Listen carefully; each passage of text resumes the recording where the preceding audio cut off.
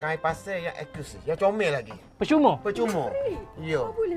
Pasal kita ada manis-manis daripada jaket. Okey. Bos. Sepena bulan kemerdekaan. Bulan Malaysia. Betul, Ya. Babas. Tahu merdeka? Tahu. Tahu merdeka? Merdeka. Tahu merdeka? Dia tahu padamu. 10 lah. 10. Bulan lalu dah. 10. 10. Tempat berehat ada, duduk dulu. Saya akan runding dengan dia dulu. Nak cerita pasal masalah dunia. Dah belak ke apa lagi? Ngang bos. Ngang aku ke makan lutut Malah hamba terpaksa backing. Tak backing jadi kolak puasa ke.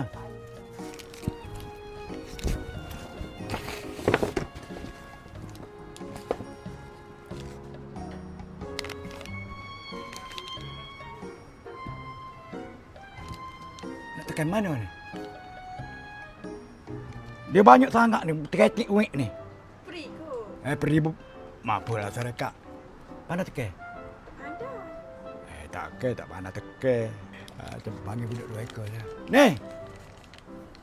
Mari dah. Babas? Ada ke apa, Babas? Nak tekan mana ni banyak ni? Teke. Tekan mana ni? Mau? Jangan lelah.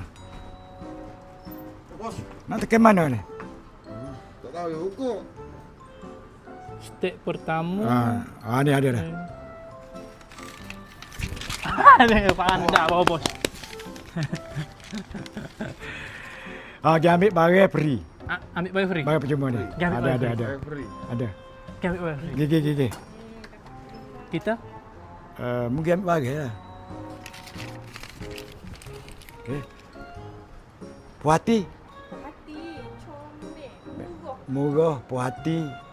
Disiplin ada. Itu ya. Yang penting disiplin, senyum memang mesra yang ada. Sebab itu dinamakan Jacker. Jacker di hati anda dan di hati saya. Okay. Mana lagi? Siap. Siap, Babas? Siap. Ni. Bos. Bos. Atas dia siapa ke kereta? Baik, bos. So, tengok ni. Dek, adik. Munggak lorak. Lorak pakai uwe. Asyik. Kalau ikan keli. Masih ada datang lagi ke jaket. Dia menunggu anda. Apa pun ingat kain, ingat jaket. Apa pun kita jumpa di surga. Terima kasih. Bye. Atas ada sebab kereta. Kalau boleh, atas rapak kamu. Oh, bos. Arahan daripada bos.